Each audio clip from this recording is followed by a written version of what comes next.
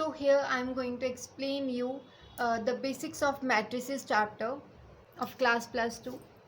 So rows always lie in the horizontal direction में होती हैं. जो हॉरिजॉन्टल डायरेक्शन में होती हैं उनको रोज बोलते हैं, और जो वर्टिकल में होती हैं, वर्टिकल डायरेक्शन में होती हैं, उनको कॉलम्स बोलते हैं. फॉर एग्जांपल मैं आपको एक मैट्रिक्स बना के दिखाती हूँ. 15, 10, 13, 6, 2 एंड 5. ये एक मैट्रिक्स है, ठीक है. इसमें रोज हैं एंड कॉलम्स हैं. अब कितनी रोज हैं एंड कितने कॉलम्स हैं? 3 रो हैं और स्टैंडिंग वाले कॉलम्स होते हैं. और काउंट करो कि कितने column, 1 and this one is 2. तो हम बोलेंगे कि इसमें 3 रोज हैं एंड 2 कॉलम्स हैं. ये अगला एग्जाम्पल है. 15, 6, 10, 2, 13 एंड 5. ये एक मैट्रिक्स है. इसमें आप बताओ कि कितने रोज हैं एंड कितने कॉलम हैं. Row always lies in the horizontal direction. ये 1, ये 2 है इसमें रोज एंड 1, 2, 3 ये स्टैंडिंग वाली हैं, स्टैंडिंग डायरेक्शन में है, या आप वर्टिकल बोल सकते हो. तो वर्टिकल वाली क्या होती है? कॉलम्स होते हैं. तो कितने कॉलम्स हैं इसमें? 3 कॉलम्स हैं. क्लियर हो गया कि रोज क्या होते हैं और कॉलम्स कौन से होते हैं. Okay, next we have to study about order of matrix. Order of a matrix. अब ऑर्डर क्या होता है? ऑर्डर भी हमको अगर रोज और कॉलम का पता चल गया तो ऑर्डर भी इज़ नॉट मच डिफ़िकल्ट. अब कोई भी मैट्रिक्स दिया हुआ है, उसमें हमको कैसे पता चले कि कितनी रो हैं? ये तो दिख रहा है हमको कितनी रो हैं कितने कॉलम है. उसको हमको एक्सप्रेस कैसे करना है वो ऑर्डर बताता है. एंड अब मुझे पता नहीं कि कितनी रो हैं एंड कितने कॉलम है. मैं मान लेती हूँ, एज्यूम कर लेती हूँ कि कोई भी मैट्रिक्स है, उसमें m रोज हैं एंड n कॉलम्स हैं. ठीक है. अब कोई भी मैट्रिक्स दिया हुआ है हमको, और हम उसके जैसे ब्रैकेट ख़त्म हुई तो हमने नीचे लिखना है m इंटू n. मतलब कोई भी मैट्रिक्स दिया होगा, आपको उसमें से आइडेंटिफाई करना है कि कितनी रो हैं एंड कितने कॉलम हैं. जितनी रो होंगी उसको m की प्लेस पे लिखना है, और जितने कॉलम्स होंगे उसको n की प्लेस में रखना है, एंड देन उनको मल्टीप्लाई करना है. ठीक है. अब आपको एक एग्जाम्पल की फॉर्म में बताती हूँ. मैंने कोई भी मैट्रिक्स लिया, मैंने उसका नाम रख दिया x. ठीक है. मैट्रिक्स है 1 0 3 2 1 3 -1 एंड 2.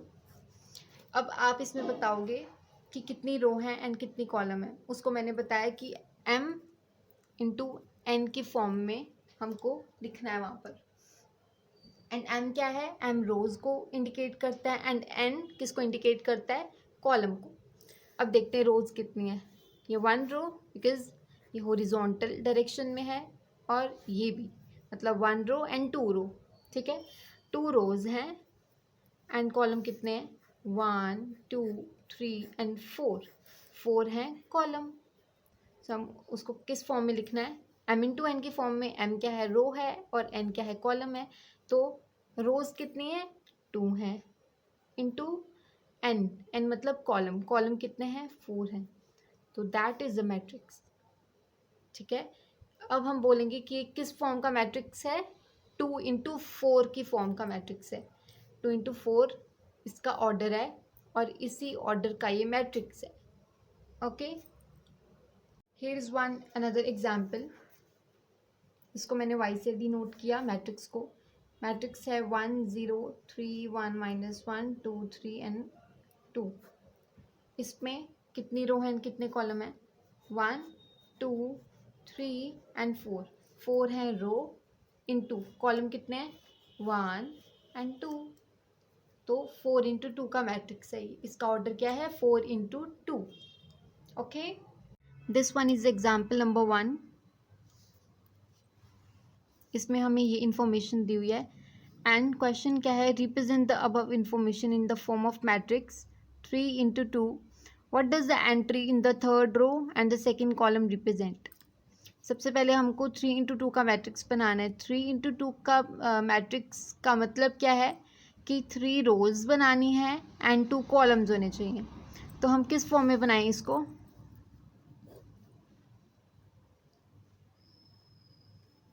30, 25, 27, 25, 31 एंड 26।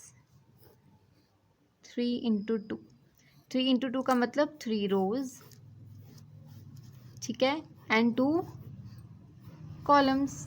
ये बन गया हमारा मैट्रिक्स 3 into 2 का। फिर क्या बोल रहे हैं वो, what does the entry in the third row, 1 2 3 third row and second column.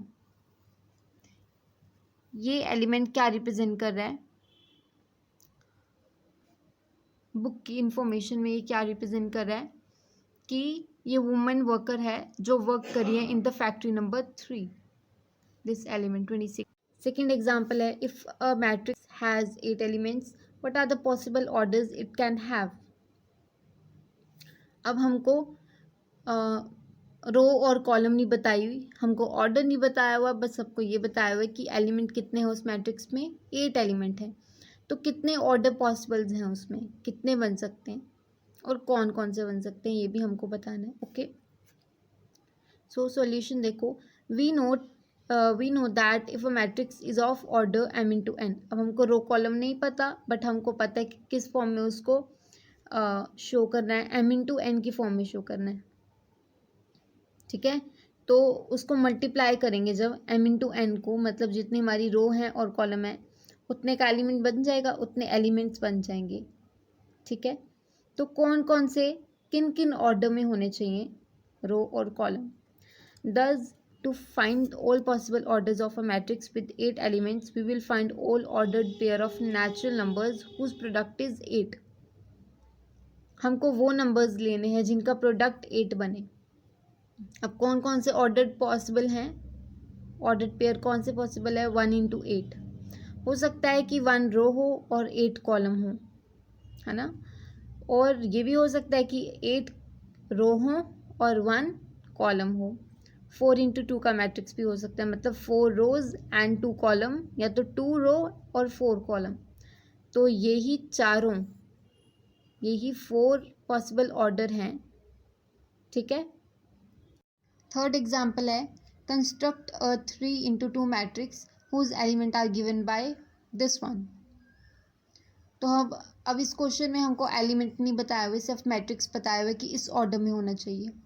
तो हमने अपनी तरफ से एज्यूम कर लिया कि मैट्रिक्स इस फॉर्म का होना चाहिए, इस फॉर्म का होगा, ठीक है। तो हमने इसको फर्स्ट वाले को नेम दे दिया 1 A11, this one A12।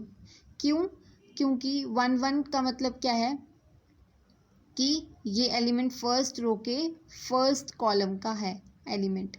This one is this element was of first row and second column. A21 का मतलब है कि second row and first column का एलिमेंट, एंड A22 का मतलब क्या है कि सेकंड रो का ही second row and second column का ही एलिमेंट है। A31 थर्ड रो के फर्स्ट कॉलम का एलिमेंट, एंड A32 का मतलब है third row and second column का एलिमेंट। तो हमने इस फॉर्म में अपने मैट्रिक्स को रेडी कर लिया। उसके बाद कॉलम है 1 रो एंड 1 कॉलम, इस इक्वेशन में हम पुट कर देंगे AIJ वाली इक्वेशन में।